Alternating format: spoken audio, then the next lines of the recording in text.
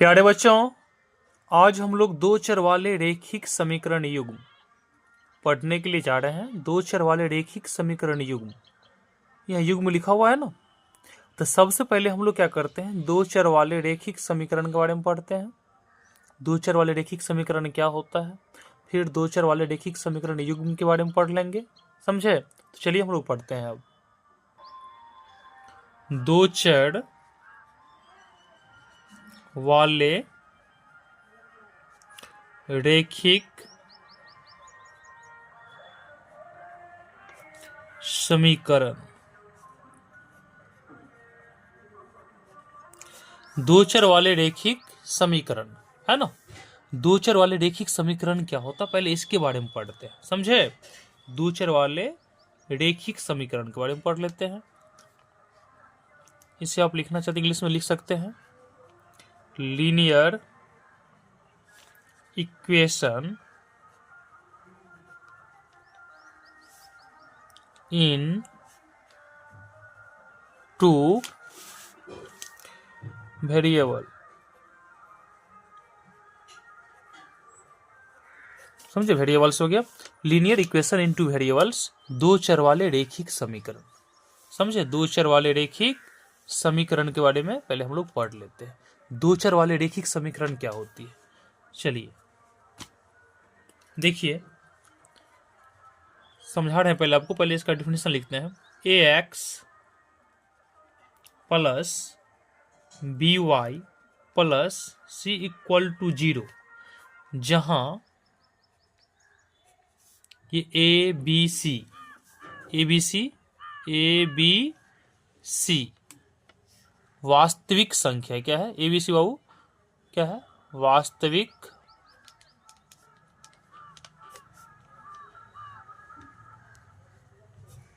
वास्तविक संख्या है। समझे? जहां ए बी सी क्या है? वास्तविक संख्या। क्या है? वास्तविक संख्या। ये ए बी सी क्या है? वास्तविक संख्या। ठीक है ना, ध्यान दीजिएगा। और a does not equal to 0। समझे? A does not equal to 0, b does not equal to 0। देखिए, a x plus b y plus c equal to 0, जहां ए बी सी वास्तविक संख्या है। क्या है? वास्तविक संख्या है। और a does not equal to 0, b does not equal to 0 लिखे है ना, के रूप के समीकरण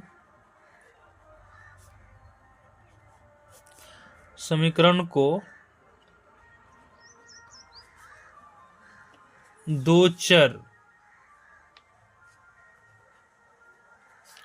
वाले रैखिक समीकरण कहते हैं। समझे? अब आप समझने का प्रयास कीजिए। समझ, आप यहां समझने का प्रयास कीजिए। दो चर वाले रेखिक समीकरण, दो चर वाले रेखिक समीकरण है ना बाबू। यहां पर x एक चर है ना, और y यहां पे एक दूसरा चर है। यहाँ पे दो चर है ना, x एक अलग चर है, y एक अलग चर है ना। यह दो चर दिख रहा है ना। और ए बी सी क्या है? वास्तविक संख्या है। ए बी सी यहाँ पे कोई नंबर है। कौन सा नंबर है? तो रियल नंबर, यानी वास्तविक संख्या है। ठीक है ना, ए बी सी कोई वास्तविक संख्या है। ठीक है, ए बी सी क्या है? वास्तविक संख्या। और एक्स और वाई क्या है यहाँ पे? एक्स वाई क्या है यहाँ पे? एक्स वाई यहाँ पे चर है। एक्स वाई क्या है यहाँ पे? चर है। और ए बी सी क्या है? अचर है। आपके दिमाग में होगा कि ए एक्स सब इस दिख रहा है ऐसे।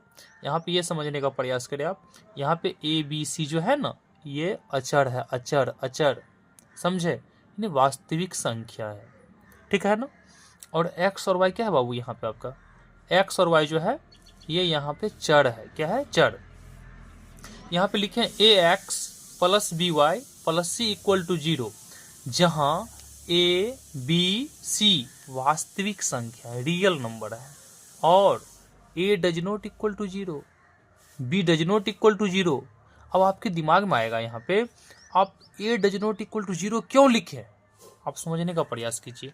बाबू अगर a इक्वल टू 0 लोगे, a इक्वल टू क्या लोगे 0, ध्यान दीजिएगा यहाँ पे लिखे ना a does not equal to 0, अगर आप a इक्वल टू 0 लेते हो, यानी a बराबर हम 0 लेते हैं, 0 लेते हैं ना, तो यहाँ पे a देखिए गौर से, तो a के बदले 0 लिखिएगा, तो 0 गुना क्या होगा x होगा, 0 गुना x हो जाएगा, ध्यान दीजिएगा, प्लस क्या है बी वाई, अब प्लस सी इक्वल टू 0। अब 0 को जब x से गुना कीजिए तो क्या मिलेगा 0 मिलेगा, 0 प्लस बी वाई अब प्लस सी इक्वल टू 0। अब देखिए बी वाई अब प्लस सी इक्वल टू 0। अब यहाँ बताइए, अब ये कितने चर में रहा, b और c तो वास्तविक संख्या है, b और c क्या है वास्तविक संख्या, अचर है, तो y ही एक चर बचा, तो अब ये 2 चर में रहा, अब बोलिएगा नहीं, अब ये एक चर, यहाँ आपको सिर्फ एक चर दिखता y दिखता है, तो यदि यहाँ पे a इक्वल टू अगर 0 रखेंगे तब ये 2 चर में रहेगा, नहीं ना रहेगा, इसलिए यहाँ पे लिखते हैं a does not equal to 0, यानी a b c वास्तविक संख्या तो है लेकिन 0 नहीं लेना है, ठीक है ना। जब 0 पुट करेंगे a के स्थान पे या b के स्थान पे, तो वैसे स्थिति में ये 2 चर में नहीं रह करके एक चर में हो जाएगा, समझे, इसलिए लिखते हैं a does not equal to 0 और b does not equal to 0। आप यहाँ पर देखिए, अगर आप b इक्वल टू 0 लेते हैं, b इक्वल टू 0, ध्यान दीजिएगा, तो क्या a x है ना, अब प्लस b के बदले में क्या लेंगे 0, 0 गुना y होगा, अब प्लस c इक्वल टू 0। अब a x 0 गुना y तो 0, अब प्लस c इक्वल टू 0, तो a x plus c equal to 0। अब देखिए चर यहाँ पर क्या दिख रहा है आपको, x दिख रहा है ना, x एक ही चर दिख रहा है ना, अब ये एक चर में हो गया, एक चर में, लेकिन है क्या 2 चर वाले रेखिक समीकरण। रेखिक तो जानते हैं ना, अधिकतम पावर कितना होना चाहिए 1 होना चाहिए, तो रेखिक तो है लेकिन एक चर में है, 2 चर में रहा क्या नहीं रहा, तो इसलिए लिखते हैं a does not equal to 0 और b does not equal to 0 लिखते हैं, समझे।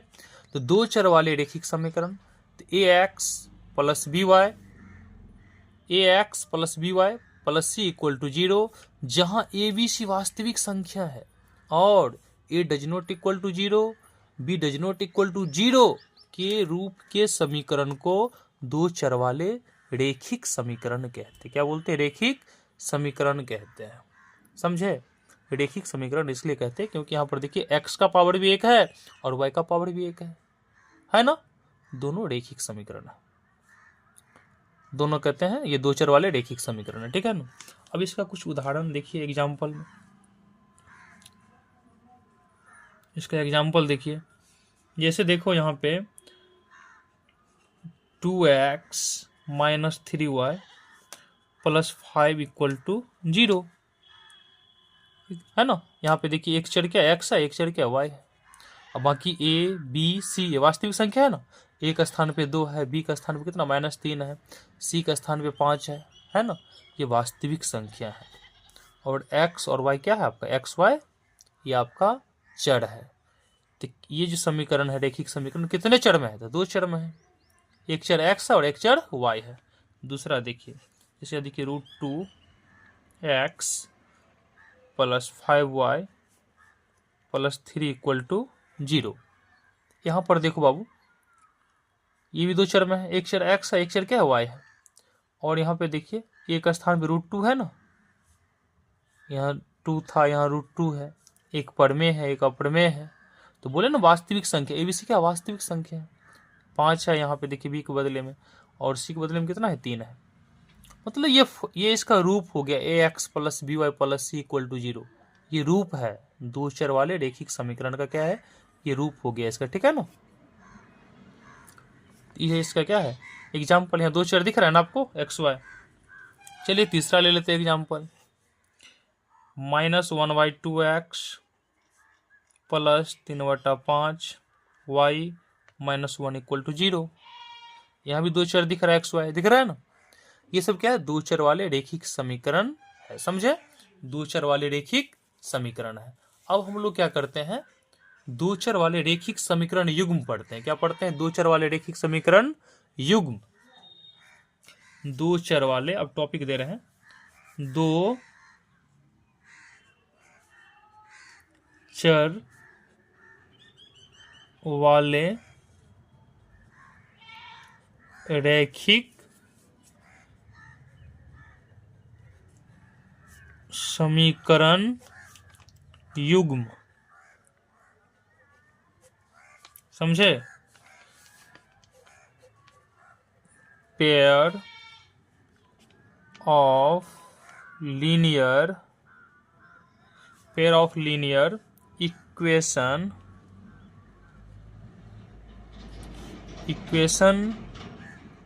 इक्वेशंस होगा इन टू वेरिएबल्स। ठीक है, दो चर वाले रेखिक समीकरण युग्म।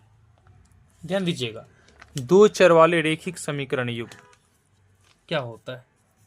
चलिए अब इसको हम लोग पढ़ते हैं। दो चर वाले रेखिक समीकरण युग्म, अरे कुछ नहीं, कितना सिंपल है। दो चर वाले रेखिक समीकरण युग्म को मतलब दो चर वाले रेखिक समीकरण युग्म को यदि आप एक साथ लिखते हो ना, तो वही दो चर वाले रेखिक समीकरण क्या हो जाएगा? युग्म हो जाएगा। देखिए, दो चर में है ना रेखिक समीकरण युग्म, ये भी दो चर में है ना। और जब ये दोनों को एक साथ रखेंगे, कहीं एक साथ लिखेंगे, तब ये क्या होगा? दो चर वाले रेखिक समीकरण युग्म हो जाएगा। मतलब दो चर वाले रेखिक समीकरण युग्म को जब एक साथ रखिएगा ना, एक साथ लीजिएगा ना, तब क्या होगा? ये दो चर वाले रेखिक समीकरण युग्म हो जाएगा। चलिए देख लीजिए, इसे लिखते हैं। दो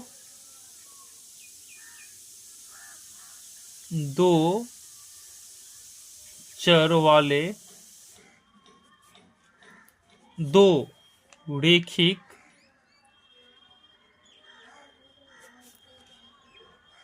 समीकरणों को एक साथ लेने पर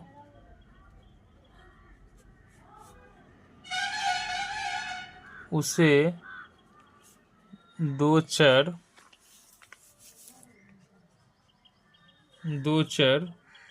वाले रेखिक समीकरण युग्म कहते हैं।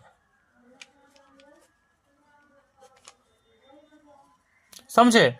देखिए, दो चर वाले रेखिक समीकरण युग्म, ध्यान दीजिएगा, दो चर वाले रेखिक समीकरण युग्म क्या है? दो चर वाले रेखिक समीकरण युग्म। अरे कितना सिंपल है। दो चर वाले दो, ध्यान दीजिएगा, दो चर वाले दो रेखिक समीकरणों को एक साथ लेने पर, दो चर वाले दो रेखिक समीकरण को यदि आप एक साथ लेते हैं ना, तब वो दो चर वाले रेखिक समीकरण युग्म कहलाता है। अरे युग्म मतलब जोड़ा। अब यहां पर बाबू देखो, समझने का प्रयास कीजिएगा। जैसे देखिए, x plus y minus 2 equal to 0 है, और यहां मान लो कि 2x minus y plus 3 equal to 0 है। इस तरह मान लीजिए, ठीक है ना। अब यहां पर देखने का प्रयास कीजिए आप, यहां पे देखिए, दो चर वाले और दो रेखिक समीकरण युग्म को एक साथ लिखे। दो चर है ना, देखिए तो यहाँ भी एक्स वाई है, दो चर वाले एक समीकरण ये हो गया, और दो चर वाले एक समीकरण ये हो गया। तो दो चर वाले कितने समीकरण? दो हो गया ना, और दोनों को एक साथ लिखे ना, यही है दो चर वाले रेखिक समीकरण युग्म। दूसरा एग्जाम्पल देखिए, जैसे 2x प्लस 3y और माइनस 5 इक्वल टू 0। और दूसरा देखिए, 3x minus Y equal to 0 है ना। यहां पर देखिए, दो चर वाला एक समीकरण ये है, दो चर वाला एक समीकरण ये है, तो दोनों मिलकर दो चर वाला दो रेखिक समीकरण युग्म हो गया ना। हुआ कि नहीं हो? बताइए। ये दो चर वाले रेखिक समीकरण युग्म का क्या हो गया? एग्जाम्पल है इसका। समझे? उदाहरण है। तो प्यारे बच्चों, तो चलिए प्रश्नावली 3.1 का क्वेश्चन सॉल्व करते हैं। ठीक है ना। क्वेश्चन नंबर 1 क्या है? आफताब अपनी पुत्री से कहता है, 7 वर्ष पूर्व मैं तुमसे 7 गुनी आयु का था। 7 वर्ष पूर्व मैं तुमसे 7 गुनी आयु का था। आफताब बोलते अपनी पुत्री से, अब से 3 वर्ष बाद मैं तुमसे केवल 3 गुनी आयु का रह जाऊंगा। आफताब अपने पुत्री से कहते हैं कि 7 वर्ष पूर्व यानी पहले मैं तुमसे 7 गुनी आयु का था और अब से 3 वर्ष बाद मैं तुमसे केवल 3 गुनी आयु का रह जाऊंगा। इस स्थिति को बीजगणितीय एवं ग्राफीय रूप में व्यक्त कीजिए। कितना सिंपल क्वेश्चन है। तो चलिए क्वेश्चन को अब सॉल्व करते हैं। ठीक है,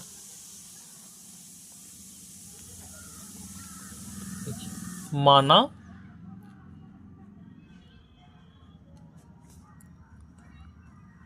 आफताब की वर्तमान आयु इक्वल टू x वर्ष। ठीक है, माना आफताब की वर्तमान आयु कितना x वर्ष है। ठीक है ना, और उसके पुत्री का आयु, ठीक है ना, उसके पुत्री की वर्तमान आयु इक्वल टू y वर्ष। ठीक है ना, मान लिया माना आफताब की वर्तमान आयु x वर्ष और उसके पुत्री की वर्तमान कितना है, वर्तमान आयु y वर्ष है। ठीक है ना, इतना मान लिए। अब देखिए, अब क्वेश्चन क्या कहता है, 7 वर्ष पूर्व लिखिएगा, 7 वर्ष पूर्व, ध्यान दीजिएगा 7 वर्ष पूर्व लिखिए यहाँ पे, 7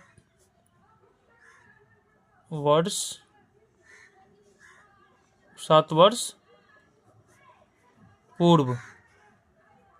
ठीक है ना, 7 वर्ष पूर्व, ध्यान दीजिएगा 7 वर्ष पूर्व, 7 वर्ष पूर्व आफताब का आयु क्या होगा, आफताब की आयु 7 वर्ष पूर्व आफताब का आयु कितना हो जाएगा जानते हैं, अभी x है तो 7 साल पहले क्या होगा, x माइनस 7 वर्ष होगा ना। जैसे मान लीजिए अभी आप 10 साल के हैं तो 7 साल पहले कितना होगा, क्या लिखिएगा, 10 माइनस 7 लिखिएगा। तो आफताब का अभी x है तो 7 साल पहले कितना होगा, x माइनस 7 वर्ष होगा ना। और उनकी पुत्री का देखिए, और पुत्री की आयु कितना हो जाएगा, पुत्री की आयु कितना होगा, पुत्री की वर्तमान मतलब अभी का उम्र कितना, y साल है, y वर्ष है। तो 7 साल पहले कितनी की होगी, वो y माइनस 7 वर्ष की होगी। ठीक है, अब देखिए, तो प्रश्नानुसार यहाँ लिखिएगा, प्रश्नानुसार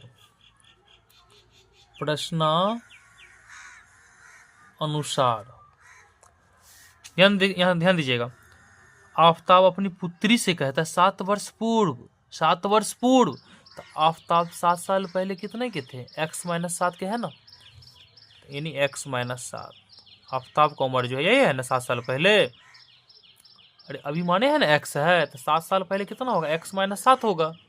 आफताब क्या कहते हैं, 7 साल पूर्व मैं तुमसे, यानी अपने बेटी से बोल रहे हैं, मैं तुमसे 7 गुनी आयु का था। समझे, आफताब का उम्र जो 7 साल पहले है बेटी की उम्र के 7 गुना, तो बेटी की उम्र तो यही है, 7 साल पहले बेटी का यही ना उम्र है, इस उम्र के 7 गुने के बराबर ये उम्र है आफताब का उम्र। तो x माइनस 7 इक्वल टू क्या होगा, 7 इंटू वाई माइनस 7। समझे कि नहीं समझे बताइए। आफताब अपने बेटी से कहते 7 वर्ष पहले मैं तुम्हारे उम्र का 7 गुना था। ठीक है, तो 7 साल पहले आफताब का यही ना उम्र है, ये उम्र जो है ना आफताब का उम्र, बेटी की उम्र, तो बेटी होगा ना 7 माइनस कीजिएगा वर्तमान में से, और उसके 7 गुना के बराबर है, तो 7 से गुना कर दिए। देखिए ध्यान से, x माइनस 7, यहाँ 7 होगा, 7 7 49। ठीक है, x ये आएगा इधर तो माइनस 7 हो जाएगा, और माइनस 7 तो है ये है ना, अब 49 को उधर ले आइए तो प्लस में हो जाएगा, इक्वल टू क्या हो गया 0। x माइनस 7y, 49 में 7 घटाएंगे कितना बचेगा, तो 42 इक्वल टू 0, इसे 1 मान लीजिए। ठीक है ना, फिर देखिए क्वेश्चन क्या कहता है, ध्यान दीजिएगा, क्वेश्चन क्या कहता है ये देखें आप, है ना, इतना इतना आ गया समीकरण 1 मान लिए इसे। अब देखिए क्वेश्चन क्या कहता है, अब से 3 वर्ष बाद मैं तुमसे केवल 3 गुनी आयु का रह जाऊंगा। ध्यान दीजिएगा, तो 3 वर्ष बाद,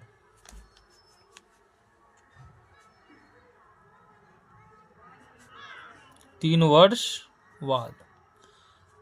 वर्ष बाद आफताब का उम्र कितना होगा, आफताब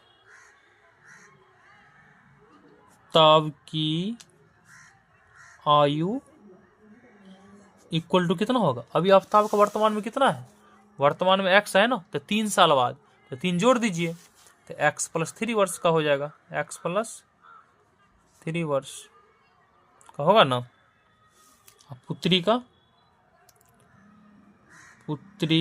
की आयु इक्वल टू कितना होगा, पुत्री का y है ना, तो 3 साल बाद y + कितना होगा 3। ठीक है, ध्यान दीजिएगा। तो प्रश्नानुसार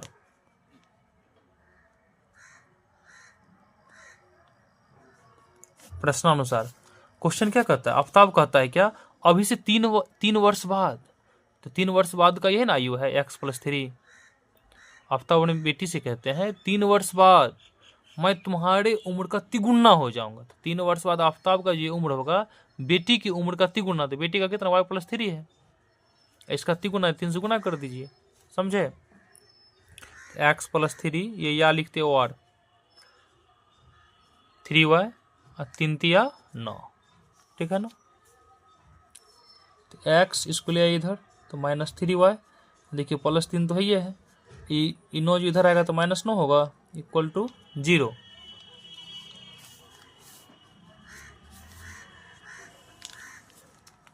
देखिए कितना हो गया इधर लिख लेते हैं, x - 3y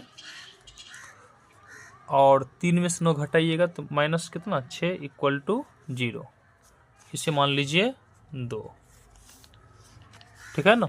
तो लिखिएगा समीकरण 1 तथा 2, इसमें क्या कह रहा है देखिए, बीज गणितीय और ग्राफीय रूप में व्यक्त करें। तो समीकरण 1 तथा 2 बीज, समझे, बीज देखिए क्या है, बीज गणितीय है ना, तो बीज गणितीय रूप को व्यक्त करता है, समझे। किस रूप को व्यक्त करता है, बीज गणितीय रूप को क्या करता है, ये व्यक्त करता है, समझे। तो बीज गणितीय हो गया। अब हम लोग क्या करते हैं, इसको जो है ना ग्राफीय रूप में व्यक्त करते हैं। किस रूप में करते हैं व्यक्त, तो ग्राफीय रूप में व्यक्त करते, ध्यान दीजिएगा। अब क्या करते बाबू, इसे ग्राफीय रूप में क्या करते, व्यक्त करते। किस रूप में करते व्यक्त, ग्राफीय रूप में व्यक्त करते हैं। तो समीकरण 1 क्या है आपका समीकरण 1 देखिए क्या है, लिखिएगा समीकरण 1 से क्या है समीकरण, देखिए लिखिए, x है ना, x - 7y और +42 इक्वल टू कितना है 0 है ना। x + 42 इसको इधर ले जाते हैं तो 7y हो गया, या 7y इक्वल टू क्या होगा x + 42, या y बराबर x + 42 बट्टा में कितना हो जाएगा, होगा 7, बोलेगा जरूर होगा 7। देखिए अब क्या करते हैं, यहाँ पे एक तालिका बना लेते हैं, यहाँ x लिखते हैं, यहाँ y लिखते हैं। अब चलिए लीजिए x, जब x इक्वल टू 0 लेते हैं, ठीक है ना, आप कुछ भी पुट कर सकते हैं जो मन करे आपको, ठीक है, ऐसा लीजिए ताकि आपको काटने में दिक्कत ना हो, ठीक है ना। तो x इक्वल टू कितना 0 लेते हैं, तो y इक्वल टू कितना होगा, x अगर 0 लेते हैं यहाँ पे तो 0 + 42 और बट्टा में 7, तो 42 है 0 42 से मिलेगा, और बट्टा में 7, 7 × 6 = 42। तो x अगर 0 लेते हैं तो y कितना मिल गया 6, ठीक है ना। फिर लिखिएगा जब x इक्वल टू क्या ले बोलिए, यदि यहाँ पे आप 7 लेते हैं तो 42 से 7 49 होगा, फिर 7 से कट जाएगा ना। लिखिए जब x इक्वल टू 7 तो y इक्वल टू कितना होगा 7 प्लस 42 और बट्टा में 7, 42 7 49 और बट्टा में 7, तो 7 7 49। ठीक है, जब x लिए कितना, x लिए 7, तो y भी कितना मिल गया, 7 मिल गया। तो माना A 06 तथा B 7 7, ठीक है ना, ये मान लिए, ठीक है ना। अब चलिए दूसरा समीकरण क्या है, दूसरा समीकरण देखिए क्या है, ये है ना आपका दूसरा समीकरण है, ध्यान दीजिएगा। ये कौन सा समीकरण है, ये वाला, ये दूसरा समीकरण है ना दूसरा। लिखिएगा समीकरण 2 से, समीकरण 2 से क्या है, x minus 3y minus 6 equal to 0 है ना इतना। चलिए अब देखिए x माइनस 6, y वाली टर्म को इधर ले जाते हैं तो 3y हो जाएगा ना, 3y, या 3y इक्वल टू, अरे इतनी बराबर इतना हुआ तो इतना 3y इक्वल टू आप लिख सकते हो ना x माइनस 6, या y equal to x minus 6 बटा कितना 3 हो जाएगा, होगा ना इतना। चलिए फिर आप क्या करें, एक तालिका बना ले, ठीक है ना, एक तालिका बनाए ऐसे,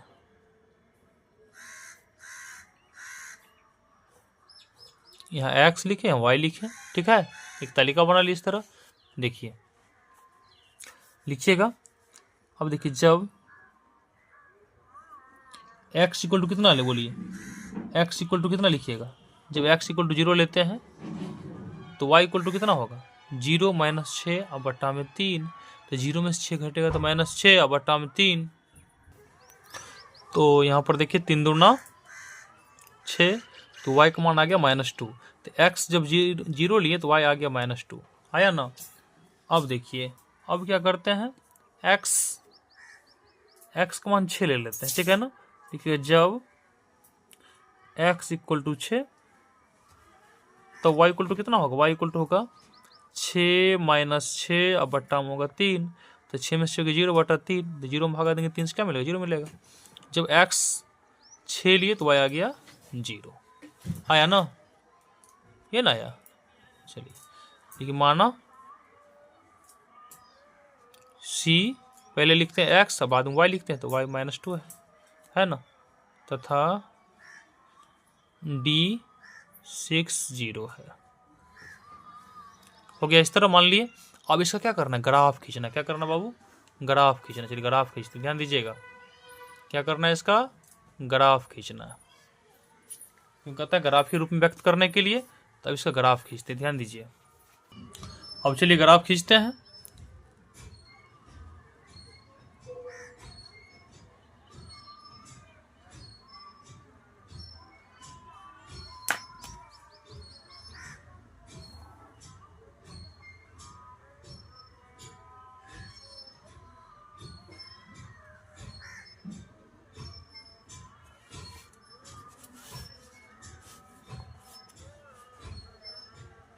ये y अक्ष हो गया,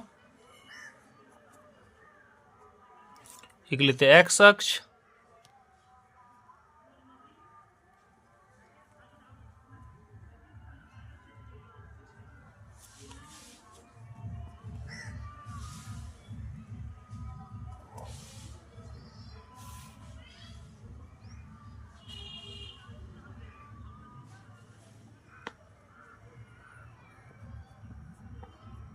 है ना। चलिए आप देख ग्राफ में क्या होता है, इसका डिस्टेंस एकदम सेम लिया कीजिए, ये जो दूरी है ना, ये जो गैप जो लेंगे हम लोग क्या करेंगे एकदम सेम, तो आप लोग ग्राफ कॉपी में बनाएं, ठीक है, समझे, आप लोग ग्राफ कॉपी में बनाया कीजिए, आसान रहेगा बनाने में, कोई दिक्कत नहीं होगी, ठीक है ना। आप लोग ग्राफ कॉपी में बनाइए तो काफ़ी बढ़िया रहेगा। तो चलिए अब यहाँ पर देखिए x भी 7 है, y भी 7 है ना, y भी 7 है, देख लेते यहाँ तक जाएगा कि नहीं जाएगा, दिक्कत ना हो जाए, नहीं तो कुछ छोटा ही ले लेते, समझे, क्या करते हैं छोटा लेते हैं मानो, जरूरी इससे ना आप एक रेंज अपना ले लें ताकि आपको ग्राफ खींचने में दिक्कत ना हो, समझे। चलिए हम इतना का रेंज लेते हैं। अंदाज से लीजिए, हटाइए। 1 2 3 4,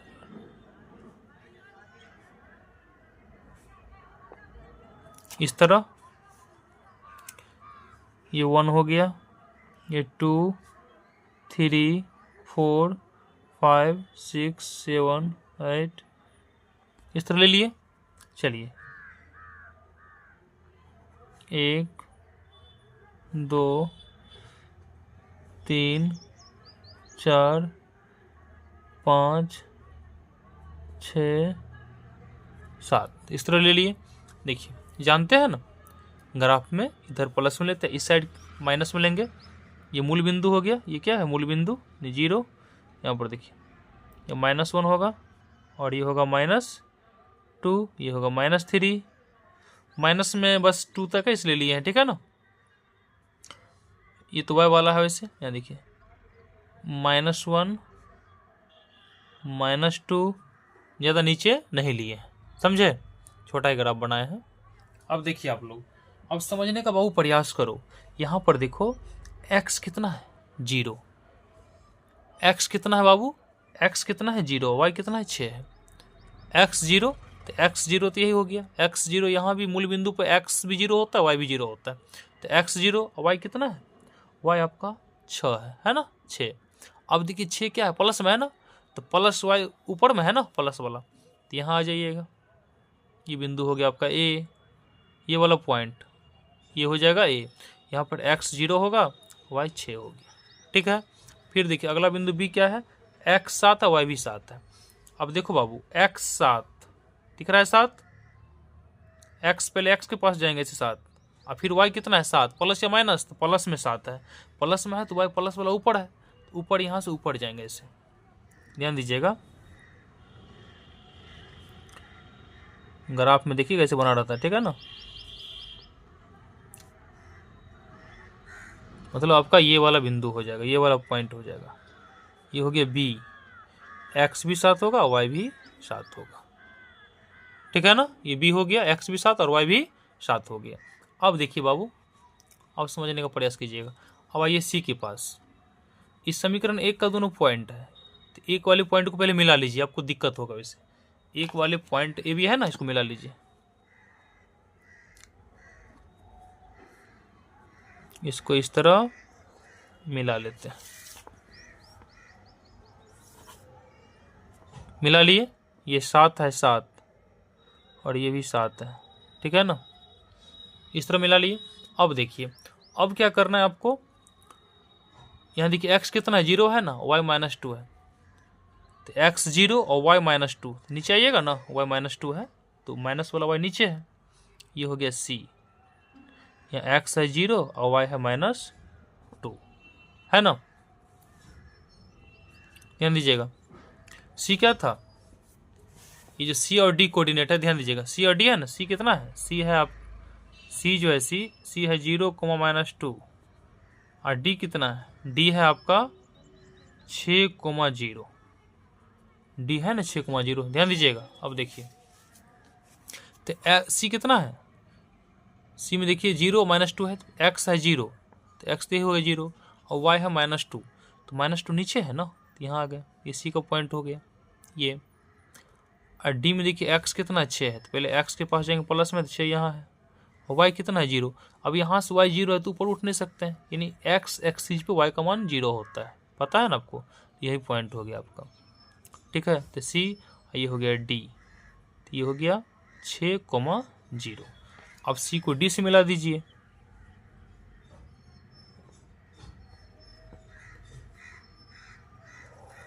मिला दिए, यही आपका ग्राफ हो गया, ठीक है। ग्राफीय रूप यही है, कौन सा रूप है ये, ग्राफीय रूप, ठीक है। मैं उम्मीद करता हूं कि आपको बढ़िया से समझ में आ गया होगा, समझे, आपको समझने में किसी तरह की दिक्कत नहीं होना चाहिए, समझे। था इसमें ग्राफीय रूप में व्यक्त करे, ग्राफीय रूप में व्यक्त कर चुके हैं। बढ़िया से देखिए, ये ग्राफीय रूप है ना, कौन सा रूप है ये, ग्राफीय रूप, ये पूरा ग्राफीय रूप है ना। ग्राफीय रूप में क्या किया हम लोग, व्यक्त कर चुके हैं। तो यदि आपको वीडियो पसंद आए तो आप जरूर लाइक कीजिए, यदि चैनल पर पहले बार आए तो सब्सक्राइब कर लीजिए, ताकि हर नए वीडियो का नोटिफिकेशन आपको समय समय पे मिलता रहे, समझे। तो चलिए प्रश्नावली 3.1 का क्वेश्चन नंबर 2 को सॉल्व करते हैं। प्रश्नावली 3.1 का क्वेश्चन नंबर 2 को सॉल्व करते हैं। क्वेश्चन क्या कहता है, क्रिकेट टीम के एक कोच ने 3900 रुपया में 3 बल्ले तथा 6 गेंद खरीदी। बाद में उसने एक और बल्ला तथा उसी प्रकार की 2 गेंद को 1300 रुपया में खरीदे, ठीक है ना, खरीदी। इस स्थिति को बीजगणितीय तथा ज्यामितीय रूप में व्यक्त कीजिए। क्रिकेट टीम के कोच ने 3900 रुपया में 3 बल्ले यानी 3 बैट और 6 बॉल खरीदा, ठीक है ना। फिर बाद में क्या किया, वही कोच एक बैट यानी एक बल्ला और 2 गेंद, समझे, 1300 रुपया में खरीदा है। तो इस स्थिति को बीजगणितीय तथा ज्यामितीय रूप में क्या करना, व्यक्त करना। चलिए हम लोग क्वेश्चन सॉल्व करते हैं। सबसे पहले क्या करते हैं, लिखेंगे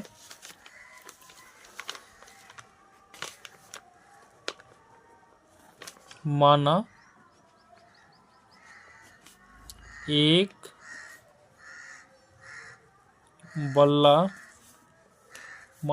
बल्ला की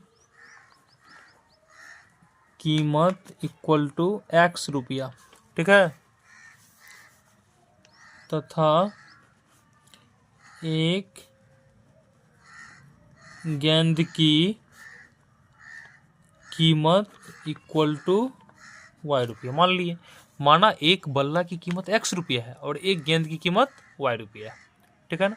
अब देखो प्रश्नानुसार, कितना सिंपल क्वेश्चन।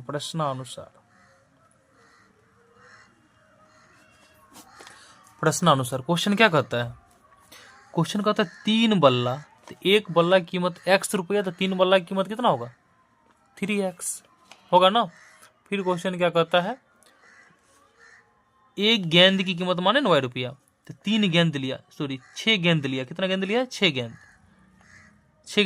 तो 6 गेंद की क्या 6y हो जाएगा।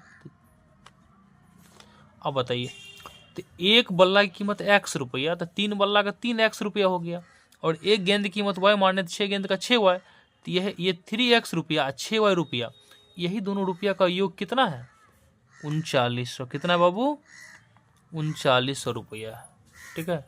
इसलिए कि 3x प्लस 6y इधर आएगा तो माइनस 3900 इक्वल टू 0। समीकरण 1 हो गया। फिर देखिए, फिर क्वेश्चन क्या कहता है, उसी प्रकार का एक बल्ला है ना, और उसी प्रकार की 2 गेंद की कीमत कितना, 1300 रुपया। फिर लिखिएगा तथा उसी प्रकार का मतलब एक बैट की कीमत x रुपया है, और 2 गेंद, एक गेंद की y तो 2 गेंद का कितना होगा, 2y इक्वल टू कितना, एक बल्ला और 2, एक बल्ला का x रुपया और 2 गेंद का 2y हो गया ना। यही दोनों कितना में दिया, 1300 रुपया में। x plus 2y minus 1300 equal to 0। समीकरण 2 हो गया। तो समीकरण 1 तथा 2, समझे, बीजगणितीय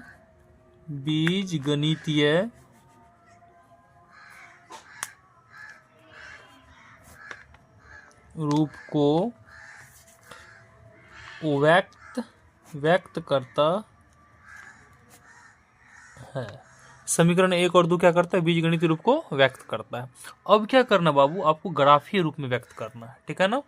अब हम लोग क्या करेंगे, ग्राफीय रूप में क्या करेंगे, व्यक्त करेंगे। ग्राफीय रूप में क्या करते हैं, व्यक्त करते हैं, ठीक है ना। ग्राफीय रूप में व्यक्त करेंगे इसी क्वेश्चन को, ठीक है। तो चलिए अब सॉल्व करते हैं। तो समीकरण 1 से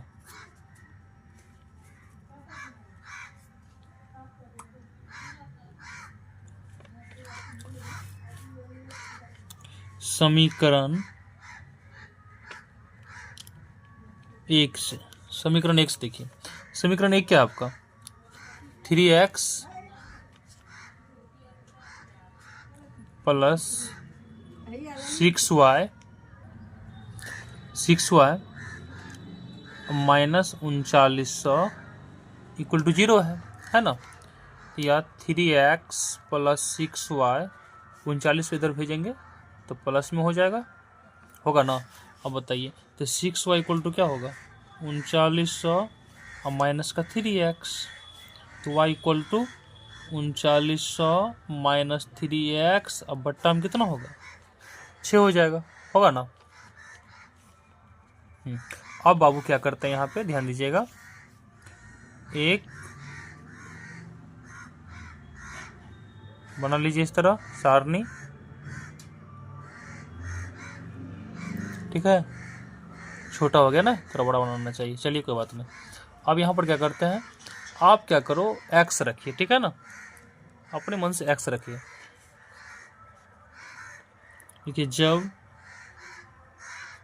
x इक्वल टू कितना, 0 लेते, कितना लिए 0, तो y इक्वल टू क्या होगा, y इक्वल टू कितना होगा, 3900 माइनस 3 गुना 0 बट्टा में 6, तो 3900, 3 गुना 0 0 हो गया, 3900 में 0 घटाओ 3900 मिलेगा ना, बट्टा में 6, 3900 में 6 से भागा दीजिएगा ना, तो आपको जानते कितना मिलेगा, 650, कितना मिलेगा, 650 मिलेगा। यह है x और यह है y, x रखे 0 तो y कितना निकला, 650, 650 आई है, ठीक है ना। अब देखिए, अब x कितना लेते हैं, देखिएगा जब x इक्वल टू 1300, कितना लिए x ले लिए 1300, ठीक है ना, तो y कितना आएगा, देखिए गौर से, y कितना आएगा, y इक्वल टू कितना होगा, 3900 और माइनस 3 गुना क्या होगा, यहाँ x है ना, x, तो x का स्थान पे कितना लिख रहे हैं, 1300, x का स्थान पे 1300 लिख रहे हैं, अब बट्टा में 6 होगा, ठीक है। अब 3900 और 13 से होता है, तो 3900 में से 3900 गया तो बचा 0 और बट्टा में 6, तो क्या मिलेगा, 0 मिलेगा, मिलेगा ना 0, देखिए ये नहीं मिला आपको, मिला ना। चलिए अब यहाँ पर देखिए गौर से, जब यहाँ पर x लिए कितना, x 1300 लिए ना, x 1300 है, यहाँ थोड़ा छोटा हो गया, x कितना है 1300 लिए, ठीक है ना, x कितना है 1300, x 1300 है, ठीक है ना, तो y कितना होगा, तो y आ गया कितना 0, y कितना आ गया, y आ गया 0, ठीक है। x 1300 लिखे यहाँ पे, ध्यान दीजिएगा, तो माना a यानी x हो गया 0 और y हो गया 650, और तथा b कितना होगा, b में x हो गया 1300 और y हो गया 0, इतना है, ठीक है ना, मान लिया, ठीक है। अब चलिए समीकरण 2 क्या कहता है, समीकरण 2 से ध्यान दीजिएगा, समीकरण 2 क्या कहता है, समीकरण 2 यही है ना, 2 यही है, चलिए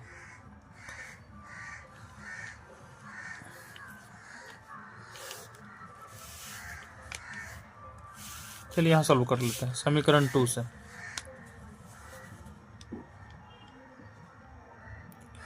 समीकरण 2 से, 2 देखिए क्या है, समीकरण 2 है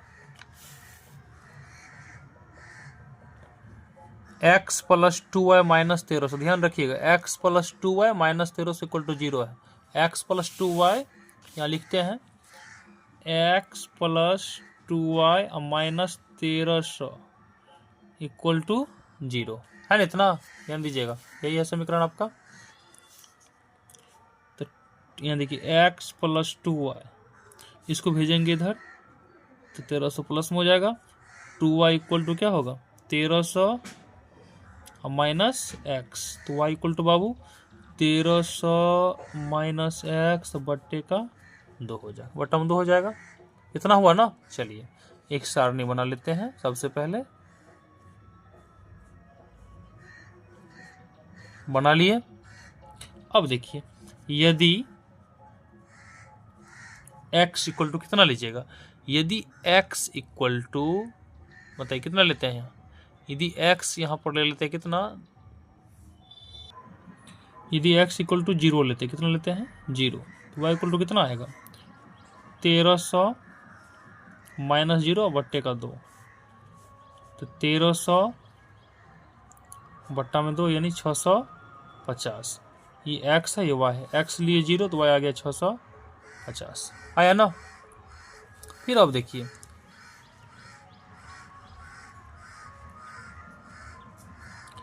अब क्या करते हैं यहाँ पे,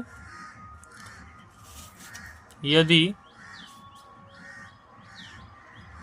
x इक्वल टू, आप कुछ भी ले सकते हैं समझे, फिर 260 ले लेते हैं 260, तो y इक्वल टू कितना होगा, तो 1300 माइनस 260, अब बट्टे में कितना आएगा 2, घटाइए तो 0 का 0 और ये हो गया 10, 10 में से 6 गया 4, ये कितना बचेगा इधर, ये हो गया 12, 12 में से 2 गया तो 10, बट्टा का 2 कितना आएगा 520, आ गया ना 520। देखिए तो x लिए कितना 260, तो y कितना निकला 520 निकला है ना। तो माना C यानी x 0 y 650 तथा D x 260 तो y 520 है ना बाबू इतना। अब इसका ग्राफ खींचते बाबू, देखिए ग्राफ कैसे खींचते हैं, ध्यान से देखिएगा, बहुत सिंपल ग्राफ है, कोई दिक्कत नहीं है।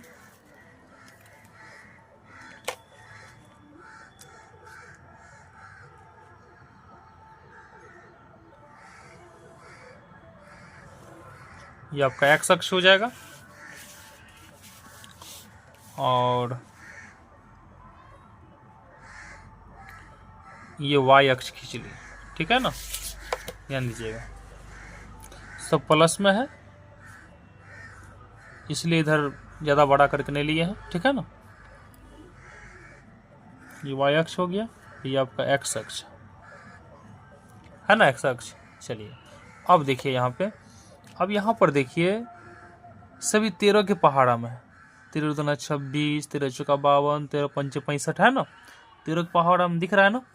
तो यहाँ पर क्या करते हैं, ग्राफ का एक रेंज जो लेते हैं ना, देखिए यहाँ पर जैसे इस तरह लिख लेते हैं, ध्यान दीजिएगा, पहले सेम खंड में से बांट लेते हैं,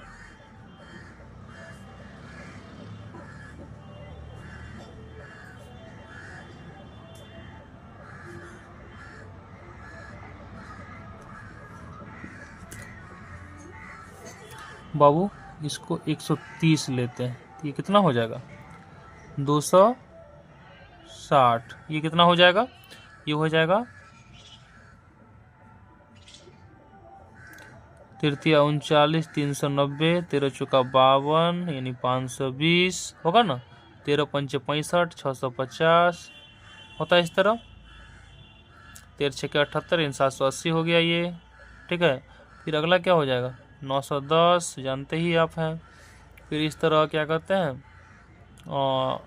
1040 होगा ना, फिर ये 1170 हो जाएगा, ठीक है। फिर ये कितना हो जाएगा, ये हो जाएगा आपका 1300 होगा ना। ज़्यादा इधर लिखना चाहते तो लिख सकते हैं, समझे, तो कोई आवश्यकता नहीं, ठीक है ना। ये कितना हो जाएगा, ये लिखिएगा, ये हो जाएगा ये 1430, ठीक है। अब चलिए अब क्या करते हैं, इधर हम लोग लिखते हैं,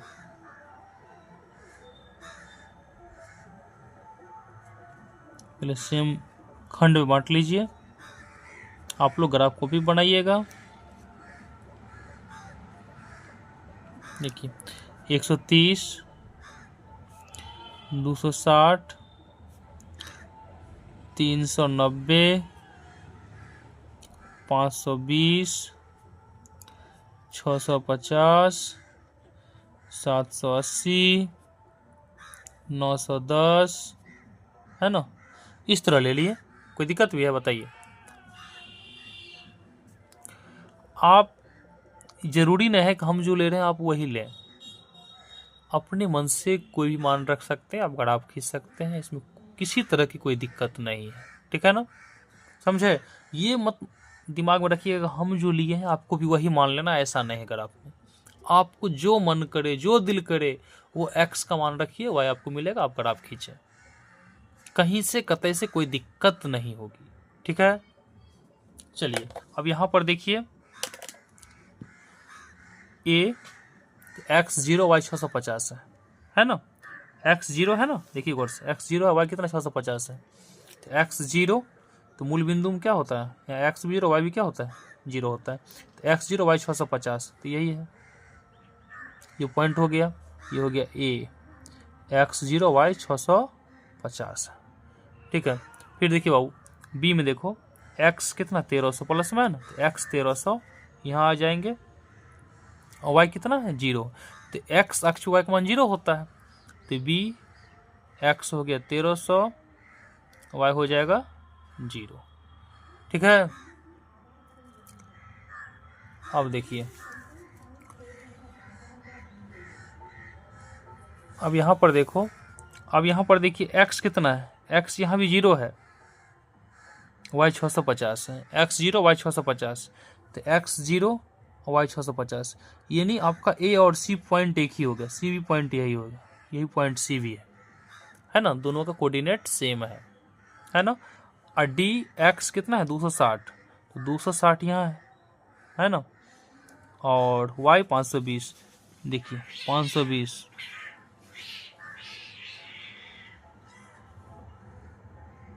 ये पॉइंट हो गया ना, यही पॉइंट है ना, ये पॉइंट क्या हो जाएगा आपका, ये हो जाएगा डी, एक्स है 260, वाई है 520। चलिए अब हम क्या करते हैं, तो ये तो लगता है सारा पॉइंट एक ही रेखा पे आ रहा है ना, इस तरह क्या करते मिला लेते हैं,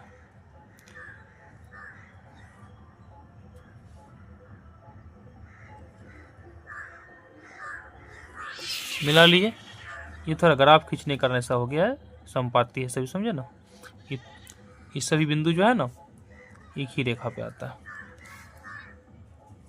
समझे, देख रहे हैं, यहाँ देखिए रेखा ए और बी, आप लिख भी सकते हैं इस तरह, लिखिए रेखा ए बी,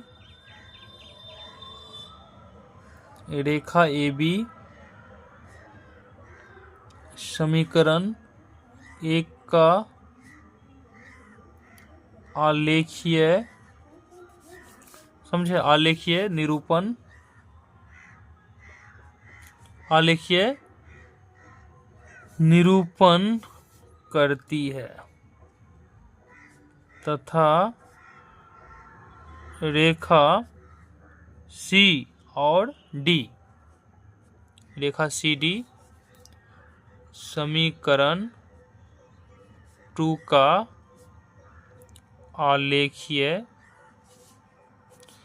निरूपण करती है,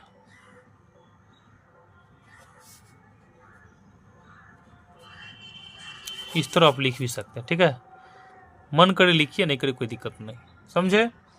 इस तरह इसका क्या है ग्राफीय निरूपण था, और इसे हम लोग बीज गणितीय रूप में भी व्यक्त किए हैं, समझ। चलिए अब हम लोग प्रश्नावली 3.1 का क्वेश्चन नंबर 3 को सॉल्व करते हैं।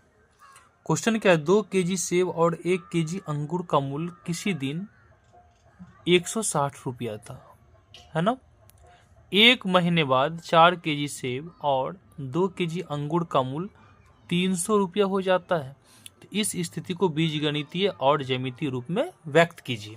चलिए कितना आसान क्वेश्चन है, देखिए बनाते हैं। 2 केजी सेब और 1 केजी अंगूर का मूल्य कितना बाबू 160 रुपया, है ना, 2 केजी सेब और 1 केजी अंगूर का मूल्य। चलिए लिखेंगे माना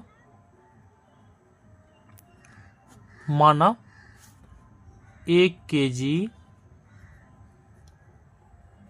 सेब का मूल्य इक्वल टू x रुपया, ठीक है, तथा 1 kg अंगूर, 1 kg अंगूर का मूल्य इक्वल टू y रुपया मान लिए। अब देखिए प्रश्नानुसार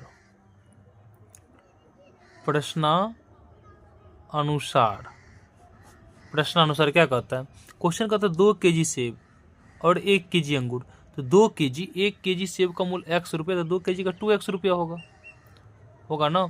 और 1 kg अंगूर का मूल्य, 1 kg अंगूर कितना माने y रुपया, तो 2x प्लस y मिला कितना हो जाता है 160 रुपया, 160 लिखिएगा, या 2x प्लस y इसको इधर ले तो माइनस 160 हो जाएगा इक्वल टू 0। ये समीकरण 1 हो गया ना। और फिर क्वेश्चन क्या कहता है 4 kg सेब, तो 1 kg सेब x, तो 4 kg 4x लिखिए, तथा 4x, ध्यान दीजिएगा 4x। और फिर क्या कहता है क्वेश्चन 4 kg सेब और 2 kg अंगूर, तो 1 kg अंगूर का y रुपया, तो 2 kg का 2y होगा इक्वल टू कितना हो जाएगा, कितना हम दिया है देखिए 300 रुपया में, है ना। लिखिएगा तो 4x इधर प्लस 2y इधर आएगा, तो माइनस कितना होगा 300 इक्वल टू 0 हो गया ना। तो समीकरण 1 तथा 2 बीज गणितीय रूप को व्यक्त करता है। समझ गए, समीकरण 1 और 2 क्या करता है, बीजगणितीय रूप को व्यक्त करता है, ठीक है ना। अब इसे ग्राफीय रूप में दर्शाना है, ग्राफीय रूप, ध्यान दीजिएगा। अब समीकरण 1 क्या बाबू, देखो समीकरण 1 से, समीकरण 1 से ध्यान दीजिएगा। अच्छा एक से देखिए 2x प्लस वाई को ऐसे लिखे हैं, n1 है आपका 1 1, ध्यान दीजिएगा, है ना। तो इसी को ना लिखे हैं 2x plus Y equal to 160 को ही ना ऐसे इस तरह लिखे हैं, आप ये भी लिख सकते हैं, ठीक है ना। तो 2x plus Y equal to कितना है 160 है ना। तो y इक्वल टू क्या होगा 160 माइनस 2x होगा ना। एक सारणी बना लीजिए यहाँ पे, x ये y हो गया, ठीक है। अब लिखिए जब x इक्वल टू, अब x कितना लीजिएगा बताइए। तो अब x जो है ना, x ले लेते हैं 40, तो y कितना हो जाएगा, तो 160 माइनस 2 गुना 40, तो 40 दूना 80, तो 160 में से 80 गया तो कितना बचेगा 80 बचेगा ना। तो x जब लिए 40 तो y आ गया 80, आया ना। अब देखिए जब x लेते कितना, x ले लेते 60, तो y इक्वल टू कितना होगा 160 माइनस 2 गुना 60 हो जाएगा, 160 और 60 दूना होता है 120, कितना आ गया घटाने के बाद, जब घटाइएगा तो 40 बचेगा, ठीक है। जब x लिए 60 तो y आ गया 40, ये लिखिए माना a यानी x 40 y 80 तथा b में देखिए x हो जाएगा 60 तो y हो जाएगा 40 है, ठीक है। ये मान लिया इतना। चलिए अब समीकरण 2 क्या कहता है बाबू, समीकरण 2, तो समीकरण 2 देखिए ये ना 4x plus 2y equal to 300, इसी को ऐसे लिखे हैं, ये जो रूप है 300 के इधर ले आए देखिए। तो समीकरण 2 से ध्यान दीजिएगा, समीकरण 2 से, समीकरण 2 से, समीकरण 2 क्या है 4x plus 2y equal to 300 है ना। 4x plus 2y equal to 300। अब देखिए तो 2y इक्वल टू कितना होगा 300 और माइनस 4x होगा ना। तो y equal to 300 minus 4x और बट्टा में हो जाएगा 2। अब यहाँ पर देखिए एक सारणी यही बना लीजिए,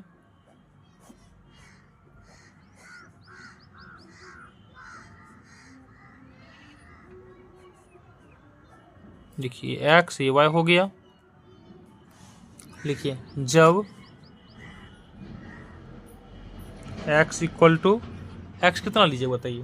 तो x इक्वल टू लिखो x 40 ले लेते हैं 40, तो y कितना हो जाएगा, तो y इक्वल टू होगा 300 माइनस 4 गुना 40 और बट्टे में 2, तो 300 4 चौका 16 यानी 160 और बट्टा में हो गया 2, घटाइएगा, ठीक है, कितना बचेगा 140 बचेगा, अब बट्टा में है 2, 70 आ गया, x लिए 40 तो y मिल गया 70, ठीक है। जब x इक्वल टू 60 लेते हैं, ठीक है ना, कुछ भी ले सकते हैं आप, जो मन कर लीजिए, तो y इक्वल टू कितना आएगा 300 माइनस 4 गुना 60 अब बट्टा में 2, देखिए 300 है, अब यहाँ पर देखिए 6 चौका 24 240 अब बट्टा में 2 है ना, तो घटाइए कितना मिलेगा, घटाने से आपको मिल जाएगा कितना 60 मिलेगा, बट्टा में 2 है, तो कितना आ गया 30 आएगा ना। तो x जब x कितना लिए हैं, यहाँ पे x 60 लिए हैं, y कितना मिल गया 30, तो माना इसको c यानी 40,70 तथा इसको d मान लीजिए, d पहले x लिखते हैं बाद में y, 60,30 है, ठीक है, इस तरह मान लिए। अब इसका क्या करना है, ग्राफ खींचना है, क्या करना है इसका ग्राफ, तो चलिए ग्राफ खींचते हैं। चलिए ग्राफ कैसे खींचते ध्यान दीजिएगा,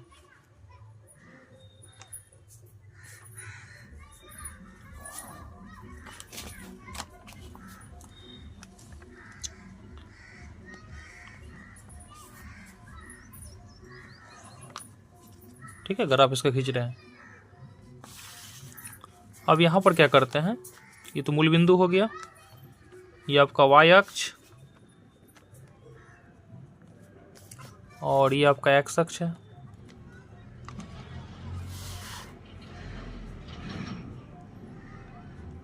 कुछ नहीं। चलिए अब देखिए एक रेंज ले लीजिए, 10 20 30 40 50 60 70 80 90 100 इस तरह ले लिए। फिर चलिए इधर भी ले लीजिए, 10 20 30 40 50 60 70 80 90 100 इस तरह लिख लिए, ठीक है ना, इस तरह क्या किए दर्शा दिए, ठीक है। इधर लिखना है तो लिख लीजिए -10, ये -10 होगा, ठीक है, माइनस भी कोई जरूरी नहीं है, ठीक है ना। चलिए अब क्या करते हैं, देखिए अब यहाँ पे देखिए ये जो बिंदु है आपका, ध्यान दीजिएगा, ये बिंदु है ना, ये बिंदु है ना, देखिए ये कितना है, ये है 40, ए का 40 और 80 है ना, निर्देशांक कोऑर्डिनेट ये है ना इसका, देखिए। तो अब यहाँ पर x 40 है y 80 है, x 40 y 80, x 40 y 80, तो x 40 है, देखिए, और y 80, x 40 यहाँ पहुँच गए पहले, और y 80 देखिए यहाँ है ना, ध्यान दीजिएगा। तो ग्राफ में आप पढ़े होइएगा, इस तरह रहता है, ऐसे ग्राफ में ऐसा देखिएगा, ऐसा रहता है इस टाइप का,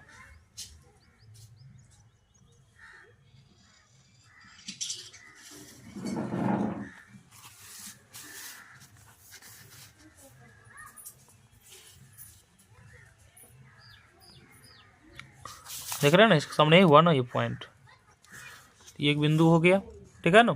फिर देखिए अब देखिए यहाँ पे x कितना है, x है 60 y है 40, तो x 60 देखिए यहाँ है 60, y कितना है 40, बाबू ध्यान देना, x 60,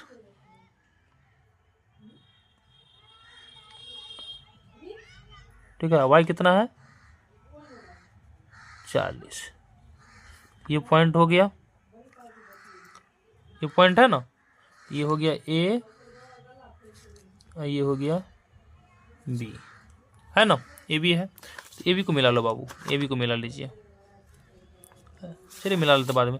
अब यहाँ पर देखो समीकरण दूसरा देखिए, समीकरण दूसरा क्या है? समीकरण दूसरा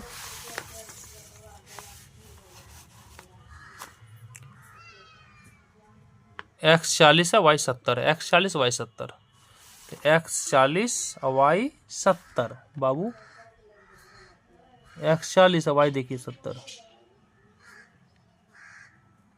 है ना, ये हो गया D। ठीक है, फिर देखिए x कितना है यहाँ पे 60, y 30, x 60 y कितना है 30,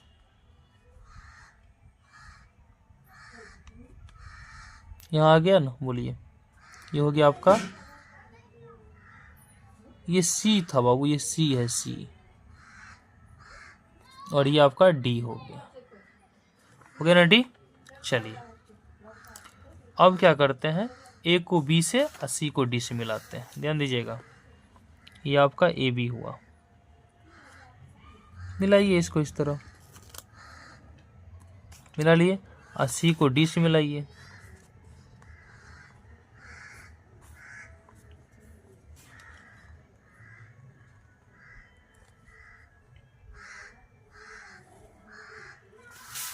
देख रहे हैं C को किससे मिलाए हैं, D से, C को D से मिलाए हैं ना,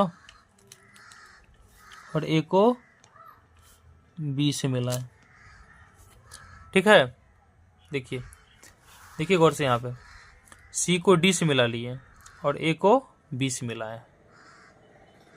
लिए हैं, इस तरह इसका ग्राफीय निरूपण होगा, समझे, इस तरह ग्राफ खींचे, यही इसका क्या है, ग्राफीय निरूपण है। यहाँ पे दोनों रेखा कैसा दिख रहा है आपको, यहाँ पे दोनों रेखा आपको समांतर दिख रहा है ना।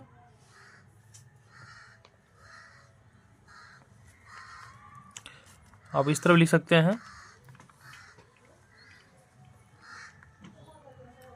आप इस तरह लिखिए,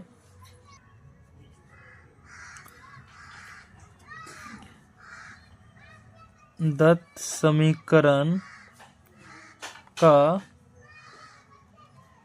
ग्राफीय निरूपण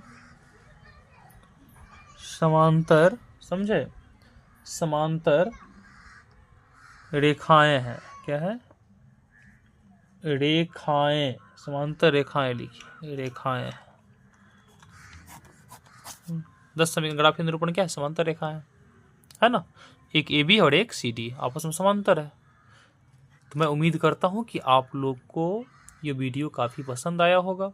यदि आपको पसंद आए तो ज़रूर आप लाइक करें, सब्सक्राइब करें, चैनल पर पहले बार आए हैं तो सब्सक्राइब ज़रूर कर लीजिएगा, समझे, ताकि हर नई वीडियो का नोटिफिकेशन आपको समय समय पर मिलता रहे।